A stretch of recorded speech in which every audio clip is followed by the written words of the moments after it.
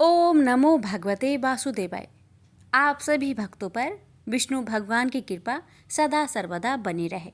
सनातन धर्म में एकादशी तिथि भगवान विष्णु को समर्पित है। इस दिन भगवान विष्णु की पूजा की जाती है। साथ ही भगवान विष्णु के निमित्त व्रत उपवास रखा जाता है। भगवान विष्णु की पूजा करने से साधक की हर मनोकामना पूरी होती है। साथ ही मृत्यु उपरांत वैकुंठ लोक की प्राप्ति होती है। इस वर्ष कामिका एकादशी 31 जुलाई को है। यह पर्व हर वर्ष सावन माह के कृष्णा पक्ष की एकादशी तिथि को मनाया जाता है। आइए भक्तों, अब हम जानते हैं एकादशी व्रत के तिथि के बारे में। श्रावण माह के कृष्णा पक्ष की एकादशी तिथि 30 जुलाई को संध्या काल 4:44 पर शुरू होगी। वहीं इस तिथि का समापन 31 जुलाई को संध्या काल 3:55 पर होगा। अतः 31 जुलाई को कामिका एकादशी मनाई जाएगी, जबकि 1 अगस्त को सुबह 5:43 से लेकर 8:24 के मध्य साधक पारण कर सकते हैं। अब आइए प्यारे भक्तों, हम जानते हैं कामिका एकादशी व्रत की पूजन विधि के बारे में और फिर श्रवण करेंगे कामिका एकादशी व्रत की पावन कथा। इस दिन प्रातःकाल स्नान से निवृत्त होकर पहले व्रत का संकल्प ले और भगवान विष्णु की पूजा आरंभ करें। पूजन में प्रभु को फूल, फल, तिल, दूध, पंचामृत आदि अर्पित करें। व्रत वाले दिन भगवान विष्णु के नाम का स्मरण करें एवं भजन कीर्तन करें। विष्णु सहस्त्र नाम का पाठ अवश्य करें। एकादशी के अगले दिन यानी द्वादशी को ब्राह्मण को भोजन और दक्षिणा देकर विदा करें और इसके पश्चात ही भोजन ग्रहण करें। अब आइए श्रवण करते हैं कामिका एकादशी की व्रत कथा। कथा को बड़े ही श्रद्धा से पर संचित मन से पूरा अवश्य सुनेगा, क्योंकि कथा बिना व्रत अधूरा माना जाता है। व्रत का पूर्ण फल प्राप्त करने के लिए कथा को पूर्ण अवश्य सुनिएगा। प्रेम से बोलिए जय श्री हरि। प्रेम से बोलिए जय श्री हरि। ओम नमो भगवते वासुदेवाय। प्यारे भक्तों, आज आप सभी श्रवण करेंगे श्रावण कृष्णा पक्ष की कामिका एकादशी की व्रत कथा। श्रावण मास के कृष्णा पक्ष की एकादशी पवित्रा एकादशी अथवा कामिका एकादशी कहलाती है। इस दिन भगवान श्रीधर की पूजा की जाती है। इस व्रत के करने से सभी कामनाओं की पूर्ति होती है। इसी से इसे कामिका एकादशी कहा गया है। इसके करने से ब्रह्म हत्या तक का दोष निवारण हो जाता है। वास्तव में यह बहुत पवित्र और पुण्यदायी व्रत है, जो हर प्रकार के पापों से मुक्ति दिलाने में समर्थ है। कुंती पुत्र धर्मराज युधिष्ठिर बोले कि हे भगवान, मैंने आषाढ़ माह के शुक्ला पक्ष की देवशयनी एकादशी का सविस्तार वर्णन सुना। अब आप मुझे श्रावण के कृष्ण पक्ष की एकादशी की कथा सुनाइए। उस एकादशी का नाम क्या है तथा इसकी विधि क्या है? इसमें कौन से देवता की पूजा होती है? श्री कृष्ण भगवान बोले कि राजन, इस एकादशी की कथा कहता हूँ, ध्यान पूर्वक सुनो। एक समय इस एकादशी का पावन कथा को भीष्म पितामह ने लोकहित के लिए नारद जी से कहा था। एक समय नारद जी ने पूछा कि हे पितामह, आज मेरी श्रावण के कृष्णा पक्ष की एकादशी की कथा सुनने की इच्छा है। अतः अब आप एकादशी की व्रत कथा विधि सहित सुनाइए। भीष्म पितामह नारद के वचनों को सुनकर बोले कि नारद जी, आपने मुझे अत्यंत सुंदर प्रश्न किया है। आप ध्यान लगाकर सुनिए।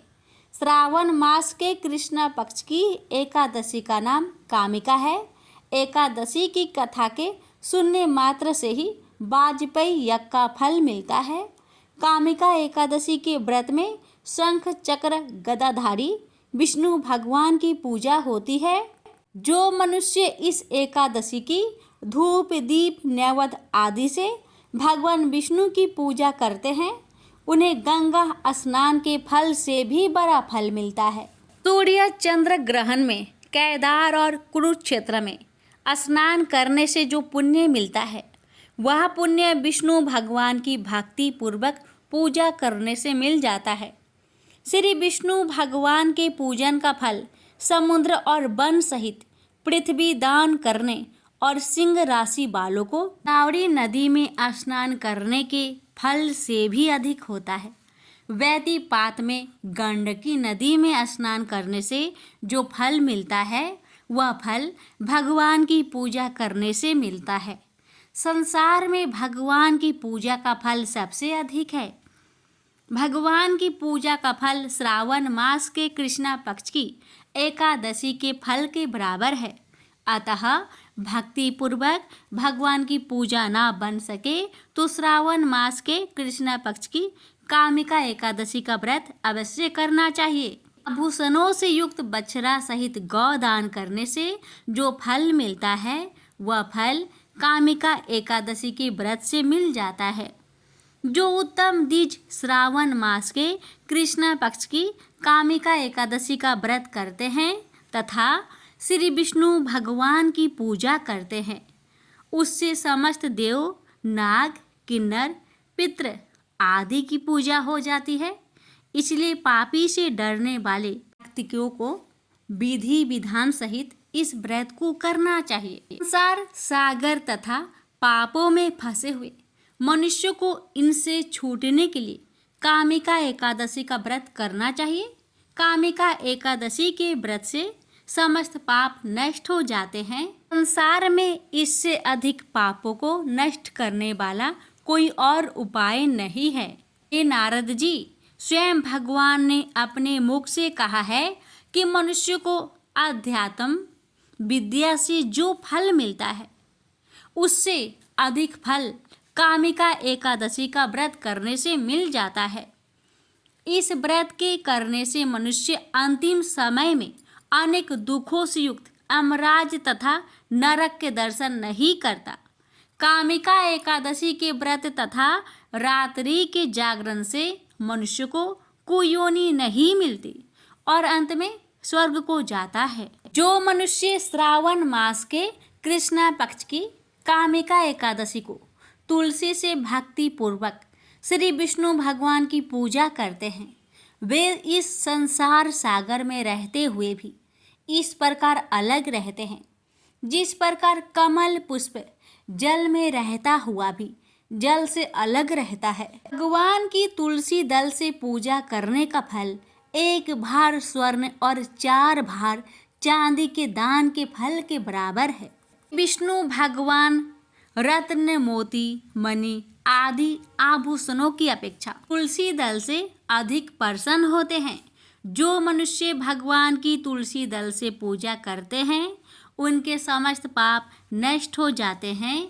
हे नारद जी, मैं भगवान की अत्यंत प्रिय श्री तुलसी जी को नमस्कार करता हूँ। तुलसी जी के दर्शन मात्र से मनुष्य के समस्त पाप नष्ट हो जाते हैं और शरीर के स्पर्श मात्र से मनुष्य पवित्र हो जाता है। तुलसी जी को जल से स्नान कराने से मनुष्य की समस्त यातनाएं नष्ट हो जाती है।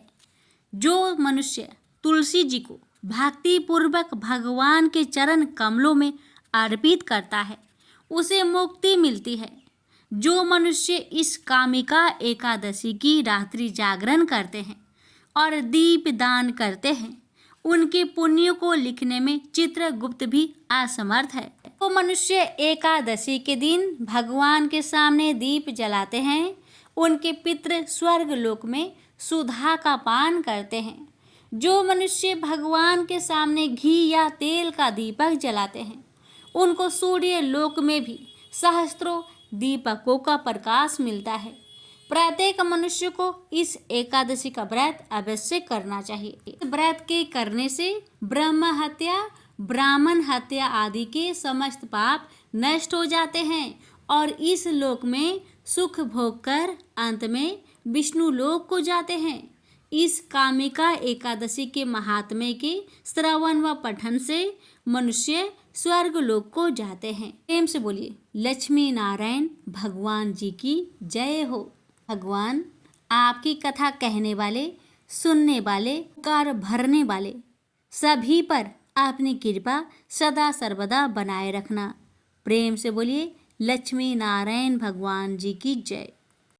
अब प्यारे भक्तों, आप सभी श्रवण करेंगे एकादशी व्रत को पूर्ण करने वाली लक्ष्मी माता की कथा, विष्णु भगवान की कथा, 11 माता की व्रत कथा, तुलसी माता की व्रत कथा और साथ में श्रवण करेंगे सभी व्रत को पूर्ण करने वाली गणेश भगवान जी की व्रत कथा। कथा को पूरा सुनिए और दूसरे भक्तों के पास भी शेयर करें। तो आइए सुनते हैं लक्ष्मी माता की कथा। एक निर्धन व्यक्ति था। वह नित्य भगवान विष्णु और लक्ष्मी जी की पूजा करता था। एक बार उसने माँ भगवती की श्रद्धा भक्ति से पूजा अर्चना की। कहते हैं उसकी आराधना से लक्ष्मी प्रसन्न हुई और उसके सामने प्रकट हुई और उसे एक अंगूठी भेंट देकर अदृश्य हो गई। अंगूठी सामान्य नहीं थी। उसे पहनकर जैसे ही अगले दिन उसने धन पाने की कामना की, उसके सामने धन का ढेर लग गया। वह खुशी के मारे झूम उठा। इसी बीच उसे भूख लगी तो मन में अच्छे पकवान खाने की इच्छा हुई। कुछ ही पल में उसके सामने पकवान आ गए। अंगूठी का चमत्कार मालूम पड़ते ही उसने अपने लिए आलीशान बंगला, नौकर चाकर आदि तमाम सुविधाएं प्राप्त कर ली। वह भगवती लक्ष्मी की कृपा से प्राप्त उस अंगूठी के कारण सुख से रहने लगा। अब उसे किसी प्रकार का कोई दुख, कष्ट या चिंता नहीं थी। नगर में उसका बहुत नाम हो गया। एक दिन उस नगर में जोरदार तूफान के साथ बारिश होने लगी। कई निर्धन लोगों के मकान के छप्पर उड़ गए। लोग इधर उधर भागने लगे। एक बुढ़िया उसके बंगले में आ गई। उसे देख वह व्यक्ति गरजकर बोला, ए बुढ़िया, कहाँ चली आ रही है? बिना पूछे बुढ़िया ने कहा, कुछ देर के लिए तुम्हारे यहाँ रहना चाहती हूँ। लेकिन उसने उसे बुरी तरह डांट धपट किया। उस बुढ़िया ने कहा, मेरा कोई आसरा नहीं है। इतनी तेज बारिश में मैं कहाँ जाऊंगी? थोड़ी देर की ही तो बात है। लेकिन उसकी किसी भी बात का असर उस व्यक्ति पर नहीं पड़ा। जैसे ही सेवकों ने उसे द्वार से बाहर किया, वैसे ही जोरदार बिजली कौंधी। देखते ही देखते उस व्यक्ति का मकान जलकर खाक हो गया। उसके हाथों की अंगूठी भी गायब हो गई। सारा वैभव पल भर में राख के ढेर में बदल गया। उसने आँख खोलकर जब देखा तो सामने लक्ष्मी जी थी, जो बुढ़िया कुछ देर पहले उसके सामने दीनहीन होकर गिड़गिड़ा रही थी। वही अब लक्ष्मी जी के रूप में उसके सामने मंद मंद मुस्कुरा रही थी। वह समझ गया उसने बुढ़िया को नहीं, साक्षात लक्ष्मी जी को घर से निकाल दिया था। वह भगवती के चरणों में गिर पड़ा। देवी बोली, तुम इस योग्य नहीं हो। जहाँ निर्धनों का सम्मान नहीं होता है, मैं वहाँ निवास नहीं कर सकती। यह कहकर लक्ष्मी जी उसके आंखों से ओझल हो गई। प्रेम से बोलिए लक्ष्मी माता की जय। विष्णु भक्त ध्रुव की कथा। अंतरिक्ष में उत्तर की दिशा में एक तारा है जिसका नाम ध्रुव है। इस तारे का नाम उसी ध्रुव पर रखा गया है जो भगवान विष्णु का परम भक्त था। आइए जानते हैं ध्रुव की कथा। स्वयंभू मनु और उनकी धर्मपत्नी शतरूपा के पुत्र उत्तानपाद मनु के बाद सिंहासन पर विराजमान हुए। उत्तानपाद अपने पिता मनु के समान ही न्यायप्रिय और प्रजापालक थे। उत्तानपाद की 2 रानियां थीं। बड़ी रानी का नाम सुनीति और छोटी का नाम सुरुचि था। सुनीति को एक पुत्र ध्रुव और सुरुचि को भी एक पुत्र था जिसका नाम उत्तम था। ध्रुव बड़ा होने के कारण राजगद्दी का स्वाभाविक उत्तराधिकारी था, पर सुरुचि अपने पुत्र उत्तम को पिता के बाद राजा बनते देखना चाहती थी। इस कारण वो ध्रुव और उसकी माँ सुनीति से ईर्ष्या करने लगी और धीरे धीरे उत्तानपाद को अपने मोह माया के जाल में बांधने लगी। इस प्रकार सुरुचि ने ध्रुव और सुनीति को उत्तानपाद से दूर कर दिया। उत्तानपाद भी सुरुचि के रूप पर मोहित होकर अपने पारिवारिक कर्तव्य से विमुख हो गए और सुनीति की अपेक्षा करने लगे। एक दिन बालक ध्रुव पिता से मिलने की जिद करने लगा।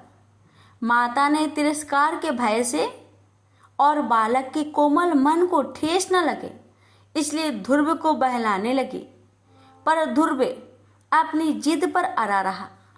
अंत में माता ने हार कर उसे पिता के पास जाने की आज्ञा दे दी। जब ध्रुव पिता के पास पहुंचा तो देखा कि उसके पिता राज सिंहासन पर बैठे हैं और वही पास में उसकी भी माता सुरुचि भी बैठी है। अपने भाई उत्तम को पिता की गोद में बैठा देखकर ध्रुव की इच्छा भी पिता की गोद में बैठने की हुई, पर उत्तानपाद ने अपनी प्रिय पत्नी सुरुचि के सामने गोद में चढ़ाने को लालायित प्रेम बस आए हुए अपने पुत्र का आदर नहीं किया। अपनी सौत के पुत्र ध्रुव को पिता की गोद में चढ़ने को उत्सुक देखकर सुरुचि को क्रोध आ गया और कहा, अरे लल्ला, बिना मेरे पेट से जन्म लिए किसी अन्य स्त्री का पुत्र होकर तू क्यों इतनी बड़ी इच्छा करता है? तू अज्ञानी है इसलिए ऐसी अलभ्य वस्तु की इच्छा करता है। चक्रवर्ती राजाओं के बैठने के लिए बना यह राज सिंहासन तो सिर्फ मेरे पुत्र उत्तम के ही युग है। तू इस व्यर्थ की इच्छा को अपने मन से निकाल दे। अपनी भी माता का ऐसा कथन सुनकर ध्रुव कोपित होकर पिता को छोड़कर अपने माता के महल को चल दिया। उस समय क्रोध से ध्रुव के होठ कांप रहे थे और वो जोरों से सिसकियां ले रहा था। अपने पुत्र को इस प्रकार अत्यंत क्रोधित और खिन्न देखकर सुनीति ने ध्रुव को प्रेम पूर्वक अपनी गोद में बैठाकर पूछा, बेटा, तेरे क्रोध का क्या कारण है? किसने तेरा निरादर करके तेरे पिता का अपमान करने का साहस किया है? ये सुनकर ध्रुव ने अपनी माता को रोते हुए वह सब बात बताई जो उसकी भी माता ने पिता के सामने कही थी। अपने पुत्र से सारी बात सुनकर सुनीति अत्यंत दुखी होकर बोली, बेटा, सुरुचि ने ठीक कहा है। तू अवश्य ही मंद भाग्य है जो मेरे गर्भ से जन्म लिया। पुण्यवानों से उसकी विपक्षी भी ऐसी बात नहीं कह सकती। पूर्व जन्म में तूने जो कुछ भी किया है उसे कौन दूर कर सकता है, और जो नहीं किया है उसे तुझे कौन दिला सकता है। इसलिए तुझे अपनी भी माता के बातों को भूल जाना चाहिए। ये वत्स, पुण्यवानों को ही राजवैद, घोड़े, हाथी आदि प्राप्त होते हैं। ऐसा जानकर तू शांत हो जा।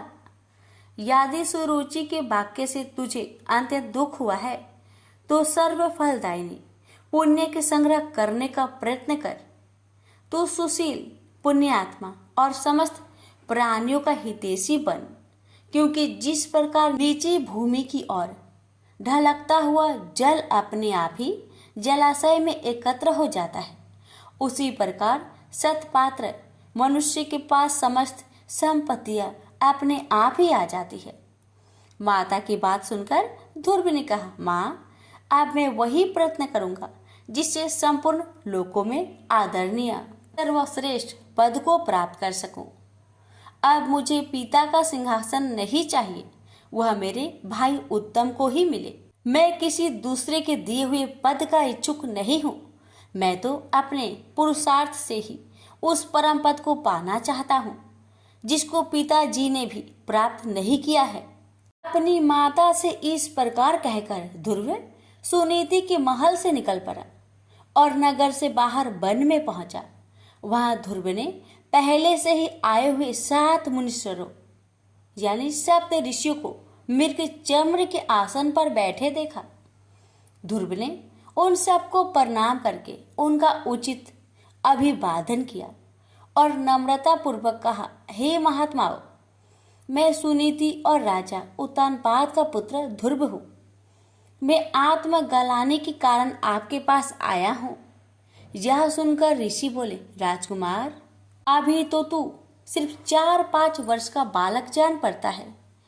तेरी चिंता का कोई कारण भी दिखाई नहीं देता, क्योंकि अभी तो तेरे पिता जीवित है। फिर तेरी गलाने का क्या कारण है? तब ध्रुव ने ऋषियों को वह सब बात बताई जो सुरुचि ने उसे कहे थे। ये सुनकर ऋषिगण आपस में कहने लगे, अहो, छात्र तेज कैसा परवल है, जिससे इन नन्हे बालक के हृदय से भी अपनी भी माता के दुर्वचन नहीं टलते। ऋषि बोले, हे क्षत्रिय कुमार, तूने जरूर कुछ निश्चय किया है। अगर तेरा मन करे तो वह हमें बता। हे तेजस्वी, हमें ये भी पता कि हम तेरी क्या सहायता करें। ध्रुव ने कहा, हे मुनिगण, मुझे ना तो धन की इच्छा है और ना ही राज्य की। मैं तो केवल एक उसी स्थान को जाना चाहता हूँ जिसको पहले किसी ने न भोगा हो। हे मुनि श्रेष्ठ, आप लोग बस मुझे यह बता दे कि क्या करने से मुझे वह श्रेष्ठ स्थान प्राप्त हो सकता है। ध्रुव के इस प्रकार पूछने पर सभी ऋषिगण एक एक करके ध्रुव को उपदेश देने लगे। मरीचि बोले, हे राजपुत्र, बिना नारायण की आराधना किए मनुष्य को वह श्रेष्ठ स्थान नहीं मिल सकता, अतः तू उनकी ही आराधना कर। अत्रि बोले, जो परा आकृति से भी पड़े हैं वे परम पुरुष नारायण जिससे संतुष्ट होते हैं, उसी को वह अक्षय पद प्राप्त होता है। यह मैं एकदम सच कहता हूँ। अंगिरा बोले, यदि तू अग्र स्थान का इच्छुक है तो जिस सर्वव्यापक नारायण से यह सारा जगत व्याप्त है, तू उसी नारायण की आराधना कर। पुलस्त्य बोले, जो परम ब्रह्मा, परम धाम और परम स्वरूप है, उन नारायण की आराधना करने से मनुष्य अति दुर्लभ मोक्ष पद को भी प्राप्त कर लेता है। पुलह बोले, हे सुब्रत, जिन जगतपति की आराधना से इंद्र ने इंद्र पद प्राप्त किया है, तू उन यज्ञपति भगवान विष्णु की आराधना कर। क्रतु बोले, जो परम पुरुष, यज्ञ पुरुष, यज्ञ और युगेश्वर है, उन जनार्दन के संतुष्ट होने पर कौन सी वस्तु दुर्लभ रह जाती है। वशिष्ठ बोले, हे वत्स, विष्णु भगवान की आराधना करने पर तू अपने मन से जो कुछ चाहेगा वही प्राप्त कर लेगा। फिर त्रिलोकी के श्रेष्ठ स्थान की तो बात ही क्या है। ध्रुव ने कहा, हे महर्षिगण, आप लोगों ने मुझे आराध्य देव तो बता दिया, आप कृपा करके मुझे ये भी बता दीजिए कि मैं किस प्रकार उनकी आराधना करूं। ऋषिगण बोले, हे राजकुमार, तू समस्त ब्रह्मा विषयों से चित्त को हटाकर उस एकमात्र नारायण में अपने मन को लगा दे और एकाग्रचित होकर ओम नमो भगवते वासुदेवाय इस मंत्र का निरंतर जाप करते हुए उनको प्रसन्न कर। ये सब सुनकर ध्रुव उन ऋषियों को प्रणाम करके चल दिया और यमुना के तट पर अति पवित्र मधु नामक वन में पहुंचा। जिस मधुवन में नित्य श्री हरि का सानिध्य रहता है, उसी सर्व पाप हरि तीर्थ में ध्रुव कठोर तपस्या करने लगा। इस प्रकार दीर्घ काल तक कठिन तपस्या करने से ध्रुव के तपोबल से नदी, समुद्र और पर्वत सहित समस्त भूमंडल अत्यंत क्षुब्ध हो गए और उनके क्षुब्ध होने से देवताओं में खलबली मच गई। तब देवताओं ने अत्यंत व्याकुल होकर इंद्र के साथ परामर्श करके ध्रुव का ध्यान भंग करने का आयोजन किया। देवताओं ने माया से कभी हिंसक जंगली पशुओं के द्वारा तो कभी राक्षसों के द्वारा ध्रुव के मन में भय उत्पन्न करने की कोशिश की, परंतु विफल रहने पर ध्रुव की माता के रूप में भी उसका ध्यान भंग करने का प्रयत्न किया, पर ध्रुव एकाग्रचित होकर सिर्फ भगवान विष्णु के ध्यान में ही लगा रहा और किसी की ओर देखा तक नहीं। जब सब प्रकार के प्रयत्न विफल हो गए तो देवताओं को बड़ा भय हुआ और सब मिलकर श्री हरि की शरण में गए। देवता बोले, हे जनार्दन, हम उत्तानपाद के पुत्र की तपस्या से भयभीत होकर आपकी शरण में आए हैं। हम नहीं जानते कि वह इंद्र पद चाहता है या उसे सूर्य, वरुण या चंद्रमा के पद की अभिलाषा है।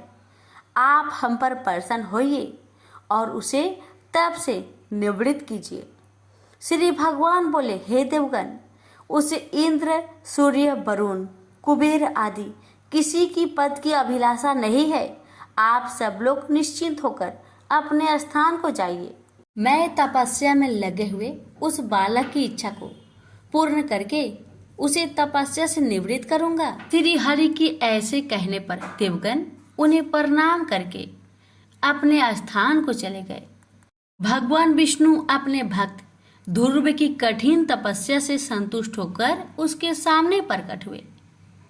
श्री भगवान बोले, हे उत्तानपाद के पुत्र ध्रुव, तेरा कल्याण हो।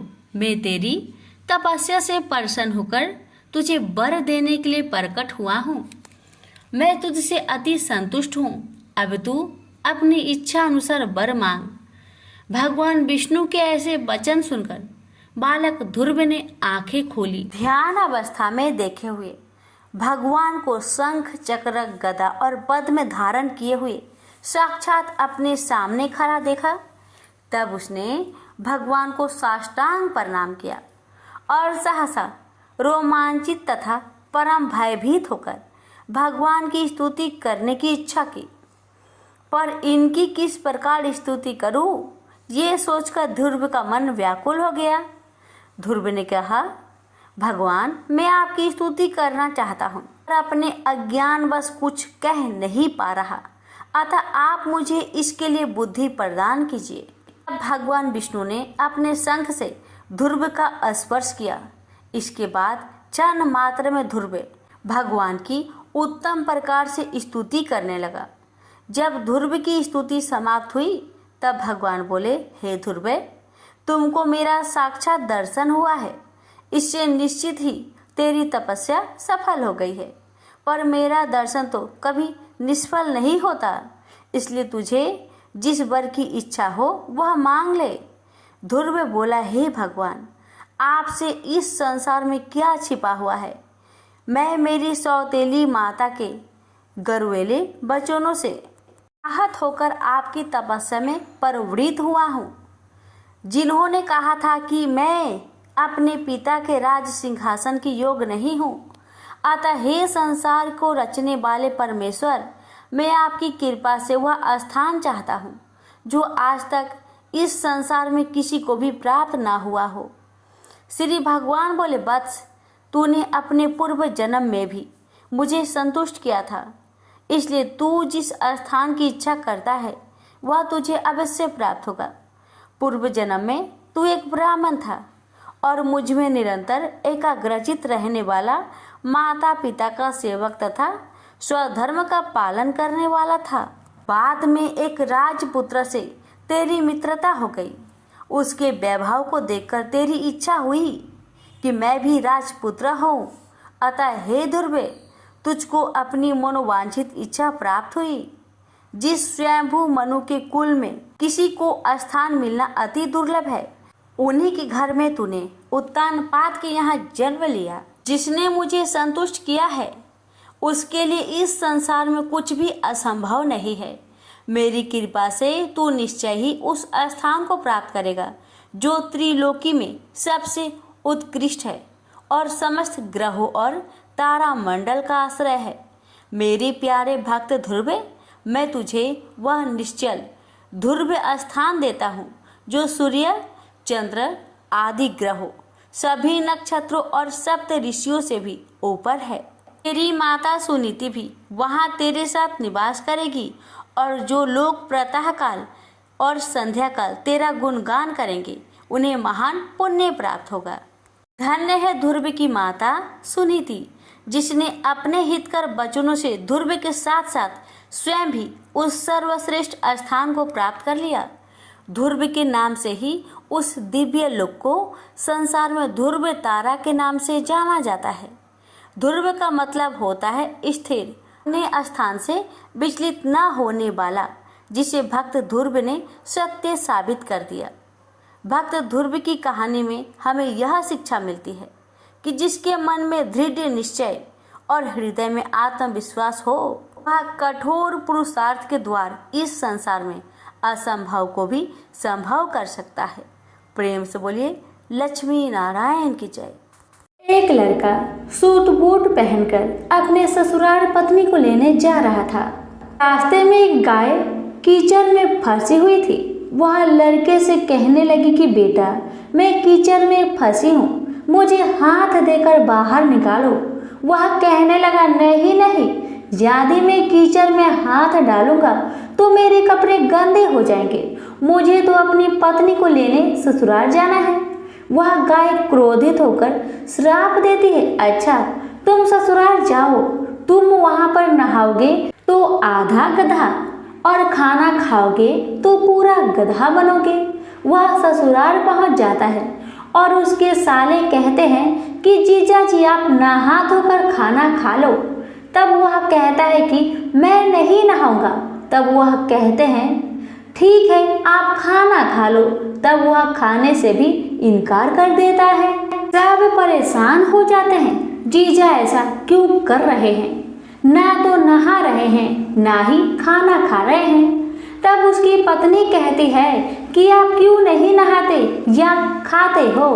तब वह लड़का गाय की बात अपनी पत्नी से बताता है और कहता है कि मुझे गाय ने श्राप दिया है कि नहाऊंगा तो आधा गधा व खाऊंगा तो पूरा गधा बन जाऊंगा। तब पत्नी कहती है कि कोई बात नहीं, आप नहा लीजिए व कुछ खा लीजिए, मैं वचन देती हूँ कि मैं आपका साथ दूंगी। तब वह लड़का अपनी पत्नी की बात सुनकर नहाने के लिए तैयार हो जाता है और खाने बैठता है तो पूरा गधा बन जाता है। सब उसको गधा समझकर भगाने लगते हैं तो पत्नी उनसे कहती है कि इसे मत मारो, ये मेरे पति हैं, इसे गाय का श्राप लग गया था इसलिए ये गधे बन गए हैं। आप मुझे इसके साथ ही विदा कीजिए। आप उसे उस गधे के साथ विदा कर देते हैं। वह गधे को लेकर एक जगह झाड़ के पीछे डेरा डालती है। दिन भर मेहनत मजूरी करती है और 12 आना गधे पर खर्च करती है और 4 आने खुद पर खर्च करती है और बोझ गधे पर न डालकर खुद ढोती है। इस प्रकार वह रोज करती है तो रानी महलों की खिड़की में से रोज यह नजारा देखती है कि ऐसा इसे कौन सा दुख है, यह ऐसा क्यों करती है। एक दिन वह दासी को भेजकर उसे अपने महल में बुलाती है और पूछती है कि तुम ऐसा क्यों करती हो। तब वह कहती है तुम वचन भरोगी, तुम मेरी मदद करोगी तो मैं तुम्हें अपना दुख बताऊंगी। रानी वचन भरती है कि बहन मैं वचन भरती हूँ। तब वह सारी बात बताती है और कहती है इस प्रकार मेरे पति श्राप के वचन से गधा बन गए। तब रानी पूछती है कि इसका उपाय क्या है। तब वह बताती है यदि किसी ने 24 एकादशी करी होगी, वह संकल्प करके इसे 24 एकादशी दे तो मेरे पति पहले की तरह ठीक हो जाएंगे। तब राज्य में ऐलान किया जाता है कि 24 एकादशी जिसने भी की हो वह राज दरबार में आए। तब एक बुढ़िया को लाया जाता है। जैसे बुढ़िया संकल्प करके एकादशी देती हुई नहाती है, उसके नहाने का पानी उस गधे पर गिरता है। वैसे वैसे वह गाय लड़के के रूप में आ जाता है। बुढ़िया लालच करके एक एकादशी व्रत रख लेती है तो उसका एक कान गधे का रह जाता है। सब कहते हैं ये क्या हुआ। तब बुढ़िया कहती है कि मैं भूखी प्यासी मरी सो, मेरे पास एक एकादशी तो रहने दो। तब सब कहते हैं नहीं, तुमने संकल्प किया है तो सारी एकादशी इस लड़के को दो, वरना यह पूरी तरह लड़का नहीं बन पाएगा। अब वह बुढ़िया सारी एकादशी उस लड़के को दे देती है और वह गधा पूरी तरह लड़का बन जाता है। राजा सारे राज्य में ऐलान करते हैं कि जिनके भी बन पड़े एकादशी करो, एकादशी जैसा दूसरा व्रत नहीं। प्रेम से बोलिए एकादशी माता की जय। तुलसी माता की कहानी। एक बुढ़िया माई तुलसी जी को सींचती और कहती कि हे तुलसी माता, सत की दाता, मैं तेरा बिरला सृष्टि हूँ। मुझे बाहु दे, पीताम्बर की धोती दे, मीठा मीठा घास दे, बैकुंठा में बास दे, चटक की चाल दे, पाटक की मौत दे, चंदन का काठ दे, रानी सा राज दे, दाल भात का भोजन दे, 11 की मौत दे, कृष्णा जी का कांधा दे। तब तुलसी माता यह सुनकर सूखने लगी। तो भगवान ने पूछा कि हे तुलसी, तुम क्यों सूख रही हो? तुलसी माता ने कहा कि एक बुढ़िया रोज आती है और यही बात कह जाती है, मैं सब बात तो पूरा कर दूंगी, लेकिन कृष्ण का कंधा कहाँ से लाऊंगी? तो भगवान बोले, जब वो मरेगी तो मैं अपने आप ही कंधा देने आऊंगा। तू बुढ़िया माई से कह देना। जब बुढ़िया माई मर गई, सब लोग आ गए। जब माई को ले जाने लगे तो वह किसी से न उठी। तब भगवान एक 12 बरस के बालक का रूप धारण करके आए। बालक ने कहा, मैं कान में एक बात कहूँगा तो बुढ़िया माई उठ जाएगी। बालक ने कान में कहा, बुढ़िया माई मन की निकाल ले, पीताम्बर की धोती ले, मीठा मीठा ग्रास ले, बैकुंठा में बास ले, चटक की चाल ले, पाटक की मौत ले, कृष्ण जी का कांधा ले। यह सुनकर बुढ़िया माई हल्की हो गई। भगवान ने कंधा दिया और बुढ़िया माई को मुक्ति मिल गई। हे तुलसी माता, जैसे बुढ़िया माई को मुक्ति दी वैसे सबको देना। प्रेम से बोलिए तुलसी महारानी की जय। गणेश जी और मालिन की कथा। एक बार एक नगर में एक मालिन रहती थी। उसके पति चल बसे थे। उसका एक 4 साल का पुत्र था। उसकी सास कठोर हृदय की स्त्री थी। वह बहू को बहुत तकलीफ देती थी। एक दिन सास ने बहू और पोते को घर से निकाल दिया। वे दोनों रोते हुए चलते चलते एक जंगल में जा पहुँचे। वहाँ एक बड़े पेड़ के नीचे बैठ गए। वहाँ से थोड़ी दूर पर एक गणेश जी का मंदिर था। वहाँ बहुत लोग गणेश जी के दर्शन करने आते थे। दर्शन करके गणेश जी को प्रसाद चढ़ाते, फिर वह प्रसाद सबको बांट देते थे। इस प्रसाद से माँ बेटे का गुजारा होने लगा। दोनों गणेश जी की पूजा पाठ में लग गए। एक दिन उन्होंने सोचा, क्यों ना हम भी जंगल से फूल लाकर बेचें। वे रोज जंगल से फूल लाकर उसकी माला बनाकर बेचने लगे। साथ में पूजा की सामग्री और प्रसाद भी बेचने लगे। इससे उनको आमदनी होने लगी। गणेश जी की कृपा से आमदनी बढ़ने लगी। जल्दी ही उन्होंने एक मकान और एक दुकान बना लिया। एक राजा की लड़की मंदिर में रोज पूजा करने आती थी। मालिन के बेटे को देखकर राजकुमारी उस पर मोहित हो गई और उससे विवाह करने की सोचने लगी। उसने अपनी भाभी से अपने मन की बात कही। भाभी अनुभवी थी। उसने कहा, ये तो मालिन का बेटा है और तुम एक राजा की बेटी हो। यदि तुमने उससे विवाह किया तो तुम्हारी बहुत बेइज्जती होगी। पर राजकुमारी अपनी बात पर अड़ी रही। उसने कहा, मैंने तो प्रतिज्ञा कर ली है कि उसी से विवाह करूंगी। भाभी ने घर जाकर सारी बात राजा को बता दी। राजा ने मना नहीं किया और विवाह के लिए तैयार हो गए। उन्होंने बड़े धूमधाम से बेटी का विवाह मालिन के बेटे के साथ कर दिया। मालिन ने सबसे पहले बेटे बहू को गणेश जी के मंदिर में ले जाकर पूजा पाठ करवाया और गणेश जी का आशीर्वाद दिलवाया। इसके बाद पूरे नगर में यह बात फैल गई कि गणेश जी की पूजा करने से सब दुख कष्ट दूर हो जाते हैं। यह बात सुनते ही नगर के सभी लोग मंदिर आने लगे। मालिन और उसके बेटे की बिक्री और बढ़ गई। उधर उसकी सास के बुरे दिन आ गए। अन्नदाता उससे रूठ गई और वह भूखे मरने लगी। एक दिन वह रोती धोती उसी गणेश जी के मंदिर में आ पहुंची। वह मालिन के बेटे से बोली, मैं भूखी हूँ, मुझे रोटी कपड़ा दे देना, इसके बदले मैं तुम्हारे सारे काम कर दूंगी। लड़के को दया आ गई और उसे काम पर रख लिया। उसने अपनी दादी को नहीं पहचाना। जब मालिन घर आई तो उसने सास को पहचान लिया। वह सास से बोली, सासू जी आप यहाँ कैसे? सास ने पोते की तरफ इशारा करके कहा, मेरी इस सेठ के यहाँ नौकरी लग गई है। बहू बोली, यह आपका पोता है और यह घर भी आपका ही है, यह दुकान भी आपका ही है। जब आपने हमें घर से निकाला तब गणेश जी ने हमारी रक्षा की। बहू की बात सुनकर सास बोली, मेरी करनी मैंने भोग ली। बहू बोली, सासू जी अब आप हमारे यहाँ रहो और पोते का सुख देखो। हे गणेश जी महाराज, जैसा सुख आपने मालिन को दिया वैसा ही सुख सबको देना। प्रेम से बोलिए गणेश भगवान की जय।